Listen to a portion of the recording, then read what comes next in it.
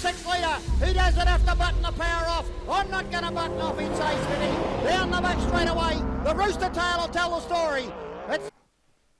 Good evening, everyone. Ladies and gentlemen, welcome to a special interview tonight. Today, we actually have come down to the HBR in the shed. We are now talking with Liam Holland. Liam, welcome to the show. Mate, how you been doing? Can you tell us what's been happening? I'm great, Scotty.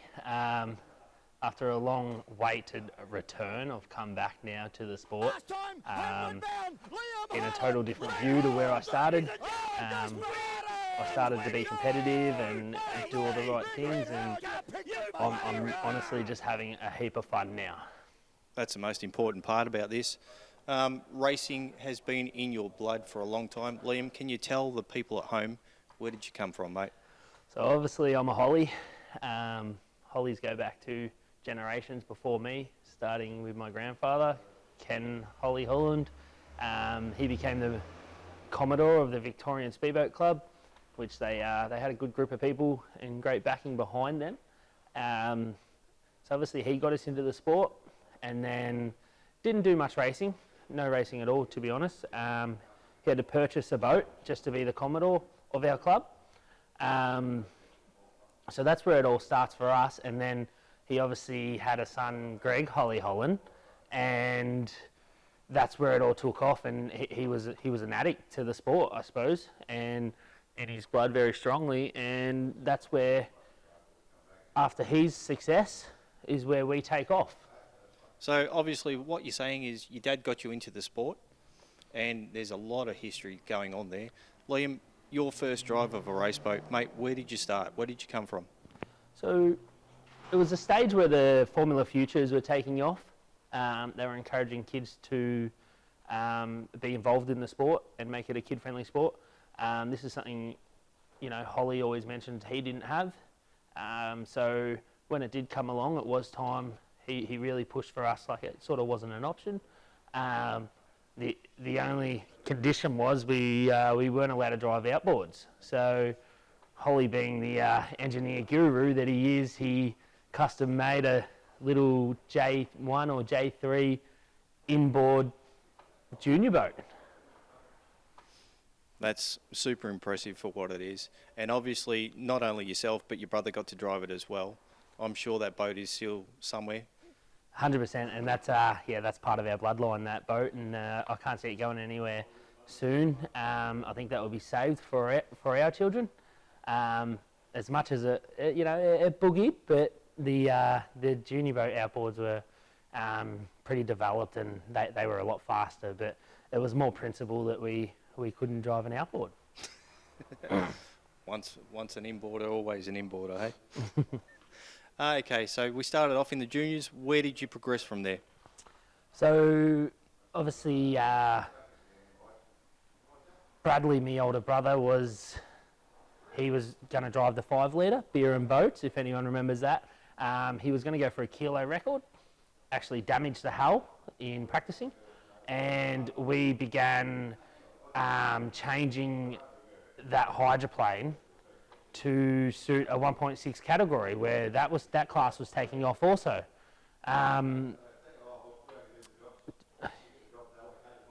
So when he damaged that, we obviously reconfigured and went into 1.6 class that we still compete today to HBR.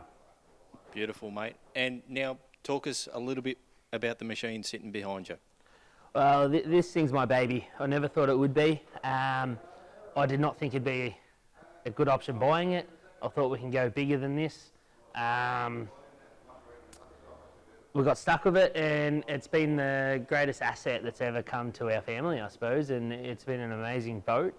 It's very advanced in technology, and it's been amazing, yeah. Can you tell us a little bit about importing the boat in its very first race? So Holly and Mark Hocking decided it'd be a good idea to finally step up.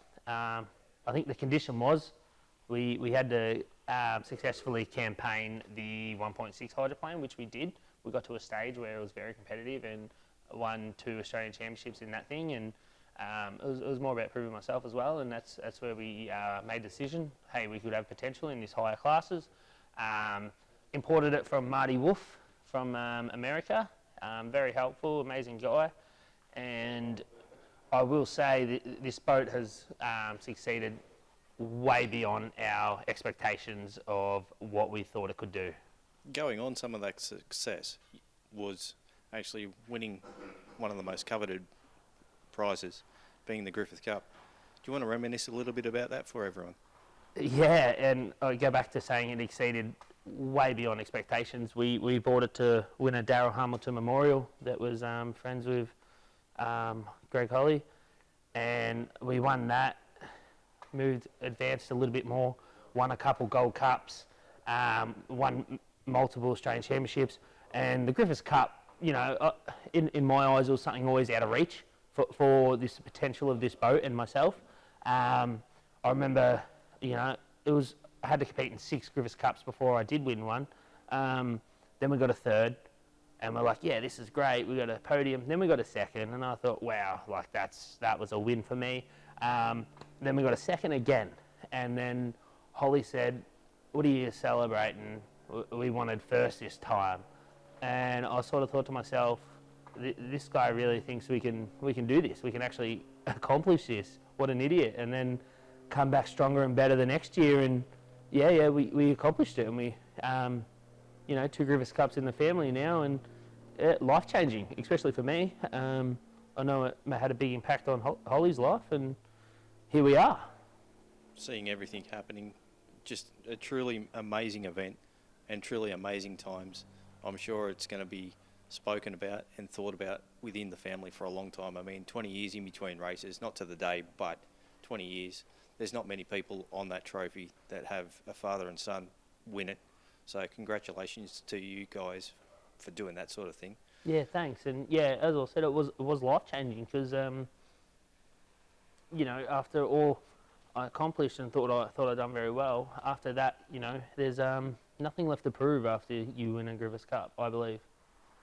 Well, the current winning boat is yellow. This boat is yellow, so obviously there might be a little trend. Yellow boats go faster, maybe. I agree, and I don't know where the yellow come from, to be honest. We must have scored some free paint somewhere, or you know, and we just took off with that. But yeah, I still wouldn't trade this for the other yellow boat. Oh, this is me baby. Obviously, they're all supercharged, and we're naturally aspirated. I think it's better this way. We cut way more laps than anyone in this thing. It's a lot more fun. It's a lot more reliable, and it's still super fast. You know, we can still take it to the displacements. We can still take it to the outboards, and yeah, she boogies and she discos hard, like the driver. Coming down to sort of reliability, Liam, tell us a little bit about the motor inside this thing. So we imported, the exact same sort of setup from America, where they were running sort of the similar class. Basically, everything's changed. We don't run anything pretty much similar. We bought new heads, new blocks. Lance Heathcote screwed all our engines together. Coming from the 1.6 category of that little engine and comparing it to this, there was a lot of components and factors that, you know, we weren't really aware of, and we had some really major hurts, which obviously hurt us, hurt the team. And it was just part of the learning curve. And one thing I'll always remember was the way that Dad persisted with it, and it was a never give up attitude. Very admirable of how we kicked on. We could have sold out, we could have quit. We've learned so much now, and we're the most reliable competitive package in this sport, I think. It goes without saying, especially how the boat's running at the moment. I mean, how many laps did you cut at Taree? Yeah, so we went up to Taree and just faultlessly we added up, 36 laps over 3 days, and then someone said, when are you getting in a GP? And I said, why would I do that? So your trip up to Taree was obviously a lead up coming towards the Griffith Cup. Now, on the same weekend, there's also another really important trophy for the weekend, being the Anzac Cup. You have competed in it before. Do you want to reminisce about what this boat's like travelling across the water at over 100 mile an hour on Lake Eppalock for the Anzac Trophy? So the Anzac Cup, what I like about it was it's a committee that I've been part of, the Victorian Speedboat Club. We created that from day dot to mainly people don't just have to come for the Griffith Cup. I got involved in revamping the James Swayer Anzac Cup that I'm very proud of, and the help of John Roof, we made something really spectacular. It's an old trophy, and James Swayer was an old veteran who was a life member of our club. So it's got its prestige already. The thing I like about it is it's the last race Sunday. Compared to the Griffith Cup, we're coming in Saturday. We've got to be ready quick. No one's, on the money then. It's just a luck game. And then come the Anzac Cup, everyone's pretty well tuned in. They're going fast. Their things are reliable. That's what I like about it. Everyone's on their game. The fastest 6 or 8 or whoever, we qualify for it. And yeah, we try hardest. It's open to everyone, absolutely anyone and everyone. And I think there's since we've created it, it's got all the main names on it. It's got Harrison, it's got Marlon, it's got Howard and Healy, and they're the big dogs. So yeah, it'd be nice to throw my name on that one as well. Like it's the next one to go for, I suppose. So coming up for the next race meeting for you, being the Griffith Cup and the Anzac Cup weekend, there's got to be an icon for you. Who do you look up to in the sport? As I said, Scotty, it sucks to admit, but you can't go past Harrison. He's someone that I've watched for a very long time, especially at Yarrawonga and growing up through the sport, More so, I gained a lot of respect for Harrison when we sort of purchased this boat and was stepping up racing the bigger boys, and I'll say he guided me without probably intending. Gave me a lot of tricks and some knowledge he gave me, and the most knowledge he could give me was to run with me, and he didn't have to run against a 6-litre hydro, but I learnt so much more just following him around than I did ever. Like you could run on your own 1,000 times, but you won't learn as much as actually bringing your boat and racing and following some of these big guys. And to Harrison, that is something for the next generation that I will carry on. So thank you, Grant. What would be, or who would be someone that you'd always want to see in your rear vision mirrors? Oh, Grant Harrison, 100%, 100%. Hasn't happened yet, but 100%. There's always a day where something could happen, mate. Always a day. That'll be a good day, Scotty. It'll be a good day. Well, you never know your luck in the big world, because this race meeting is drawing out the big cards. I mean, there is now looking to be 4 GPs coming, plus yourself. I mean, this is now known as the GP Killer. Tell us a little bit more about this name. Well, I suppose it started pretty early.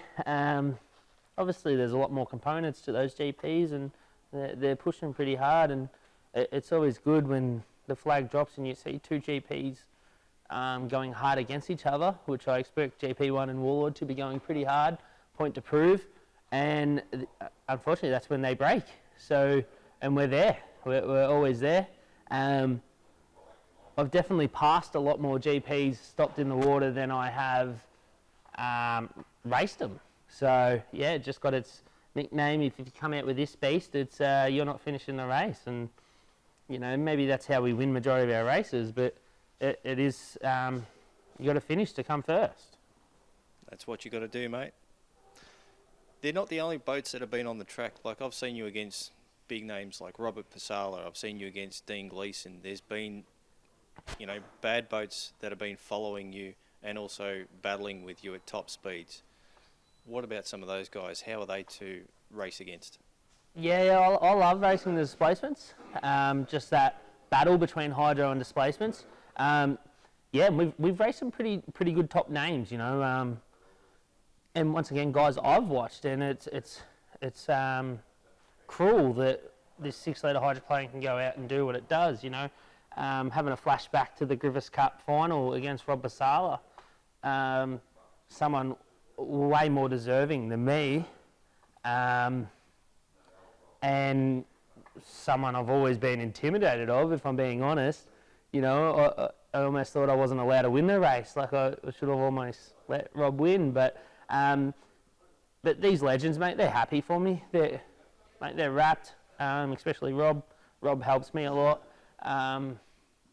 It's all just part of the game, I suppose. We've got to get around a big track for a long amount of time, I think. And yeah, they have the top end speed, but we're just circulating a lot quicker. Well, there's going to be quite a few of them turn up for this next race meeting with the Bad Boat and the Drivers' Championship coming along. So I'm sure there's going to be several of them for you to sort of look at and take in. You might find that there's a couple of them sitting in your heat, you never know. Yeah, 100%. I don't know, I might be a bit old school, but I'll race anyone that's keen. Win or lose, doesn't matter. You know, I've had a couple of good battles with Tate Ramsey, 1-0, coming for you, buddy. And, you know, he's always down for a race too, and that's what I admire as well. Like, I think we got to encourage these displacement guys to come out and have a crack and mainly put on a show for this crowd that are coming and this sport that's building. So where would be one of the most favourite racetracks for the Holly boys to turn up? Oh, you know, I think we're pretty notorious for Taree. We're a sucker for Taree, that beautiful mounting river, and that would be up there. Like, boats go way faster than they do in any other course up there. Second to that would be probably Yarrawonga, and Epilogue probably on par with Yarrawonga. I like both those venues. And then third is definitely St. George. I'm a big fan of St. George, and we're looking forward to getting back there this season. To run an outfit like this, there's got to be several people and several sponsors that have come on board and helped you. Who would they be, mate? 100% Scotty, and I think I explained that to a person in Taree just last weekend that, you know, he might have made a remark that, oh, you must have a good job, and I'm like, no, 6 of us have decent jobs, and it does take a team because we couldn't do it on our own, and we have, you know, old veterans of the club and some long-time supporters in boat racing that recognise that we're out here having a crack and they support us. And, you know, someone who I idolise also is Ross Rainbow with EPS and Lift Logistics. The amazing thing about him is I remember first competing in the senior class, and he was my first sponsor. And we're talking 13, 14 years ago, and just this season he's still on board, and he's still happy to come on board and see what we do and represent him and his passion, which is the Victorian Speedboat Club. So he's someone I definitely am very proud of, and I do it for. Custom Air, which is Mark Shepherdley, that I don't know, somehow got roped into, I don't know, joining us, and yeah, saw how passionate we are, and he's from the Mountain Speedboat Club, so separate clubs, but we see all way past that and helps us immensely. I know him and his team at Custom Air have helped us once again immensely on our new tow haulage that we'll show you later. It's an awesome rig, and we really appreciate what Mark has come to the table. When we do break down or something breaks, I don't even have time to order it because Mark Shepherdley's already there ordering it for me, and he goes, oh, it'll be here soon. Site Supplies Australia, which is an electrical firm in Epping here. Adrian White, that used to be part of the Blown Crazy team. Once again, sponsors a few guys, generally battlers like us.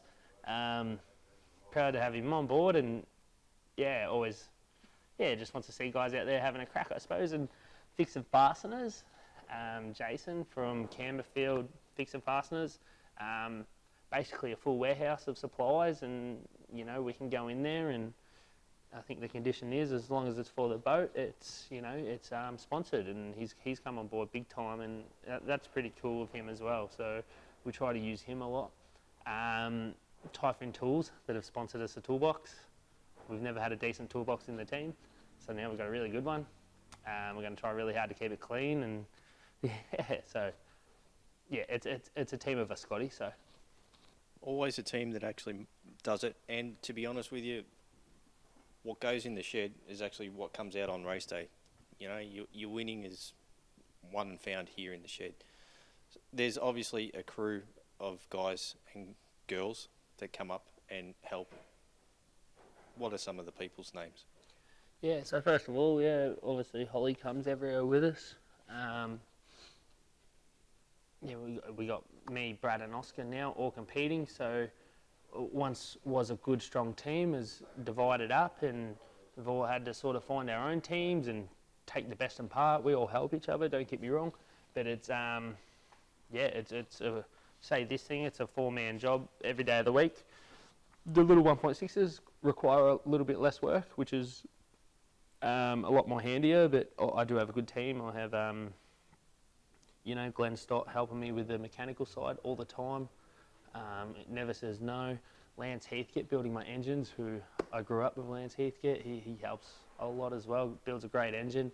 And as I said, Glenn Stott race engines, he's happy to come away anywhere with me, so I don't know why. My main crew is my best mate, Chris said. Someone that's just, I met in high school and he still comes away everywhere with me and very supportive, and probably shakes his head sometimes and go, what are you doing? David Burns, he's come on board and started coming away with us, making big hauls to Taree. Cutter, Chris Ross, does all our upholstery work, makes everything look pretty, and he upholstered our whole truck, so thank you, Cutter. As for crew, and then even the likes of my fiance coming on board, and she's trying to make it everywhere, and bringing our kids, and getting in the water when no one else would, and I think she'll be a great asset to the team as well. So, and then there's different hand every time. As long as I have my main guys, we have Kyle Donahue come away, a good long time friend as well, and we're just all one big family, I suppose, mate.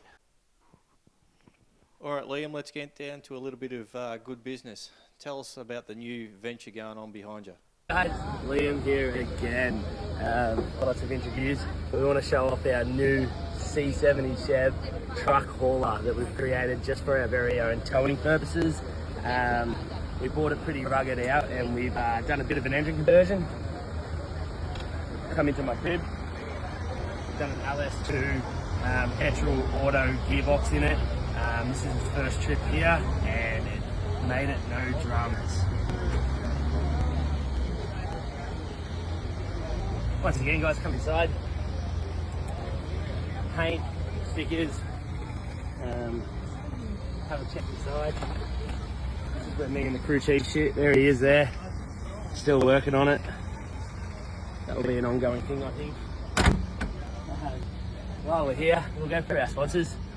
These are our main sponsors that actually got us this haulage here this weekend.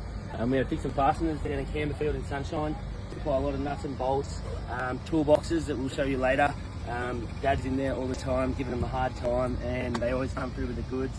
Side Supply that supplies all our electrical supplies, including the air conditioner, which is Adrian White, very cool guy. Typhoon Tools is who we naggled down the toolbox we got, and got a really good price off of them, so we're wrapped.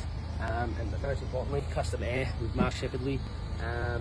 That guy would be so sick of us, and he's here this weekend with us. He's supplied so much and knowledge and installs. We got TVs, we got fridges, we got aircon. He's just made it all happen. So thank you very much, Custom Air. Definitely custom ongoing. So let's go inside now, guys. Come into our crib.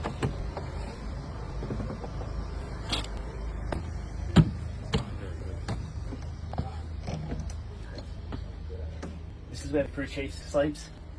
We mainly did this so he doesn't have to stay with us anymore. We can get our own accommodation, and as long as he's here, he's looking after the boat and the trailer.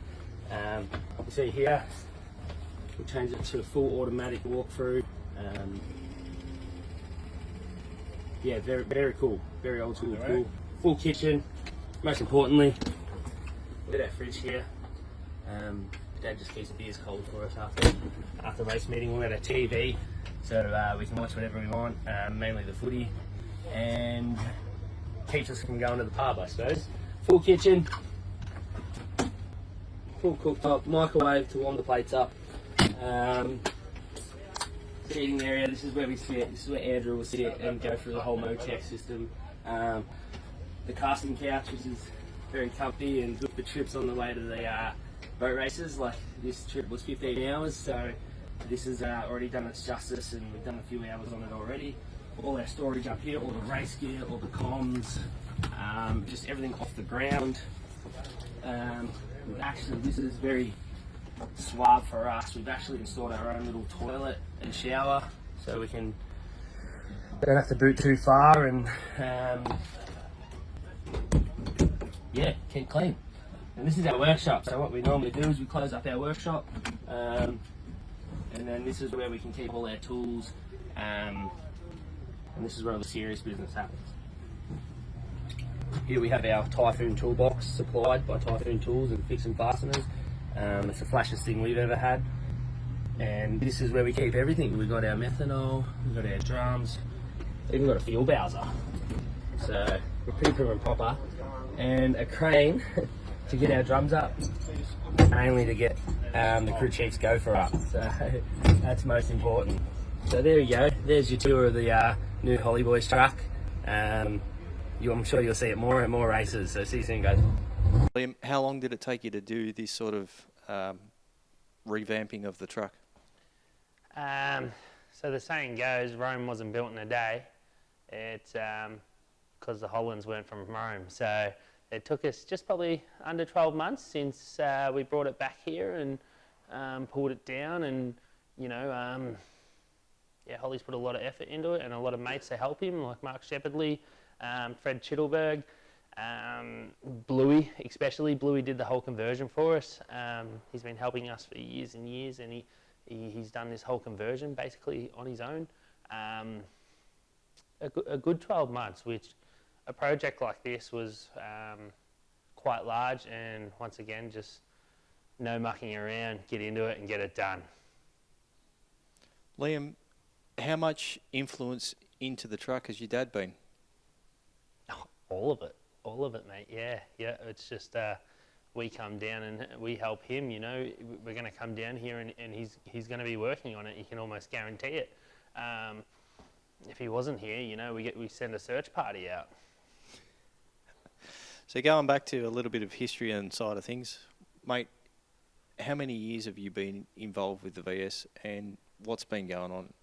The VS is a very big passion for me. My grandfather being a life member, starting us there, ex-Commodore, father, Greg Holland, Commodore, life member. It's something sort of we grew up with. You went up there and you worked. There was no holiday. It was very influential in my life with the people surrounding about it. You know, I think on a working bee, I started working with some plumbers, and I thought they were cool. And you know, it led me to my apprenticeship to be a plumber and potentially help the club. So basically my whole life has just been revolved around the Victorian Speedboat Club. So yeah, very passionate, still involved, taken on multiple roles, stepped out of multiple roles, stepped back into multiple roles. Yeah, and to see the VSBC evolve to now and still evolving, it's something that I'm quite proud to watch and see. Mate, the VSBC is always going to be there, and I'm sure that they're up with, you know, the top clubs of the country.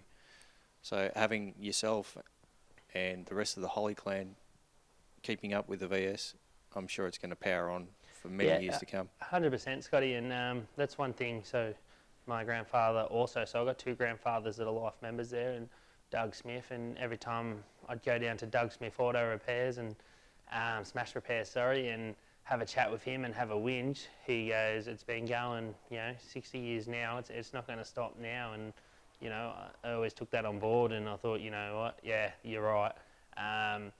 This club will keep going, and you know, it takes the young, passionate people to step up, and which I look forward to doing in the future, to keep it alive, I suppose, in the sport and the club.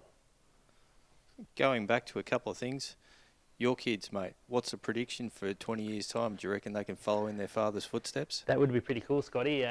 2002, Greg Holland, Griffith Cup. 2022, Liam Holland, Griffith Cup. And yeah, maybe 2042, Austin Holland, you know. If he has it in him, it's obviously not going to be forced upon, probably like it was us. But yeah, you got to love it and you got to be passionate about it, because why would you do it? I hope so. And I'd have the same thrill that I hope my father had, of watching him out there too. It's always going to be there, mate. You know, sport's always going to be there. And with people like yourself putting in the hours, both on the boats and at the boat club, it's always going to work, mate. Well, guys, thank you very much. Liam, I'm sure that there's been a massive sort of change in what you've been doing. Welcome back to the sport. We're looking forward to seeing you at the Griffith Cup this year. Thanks, guys.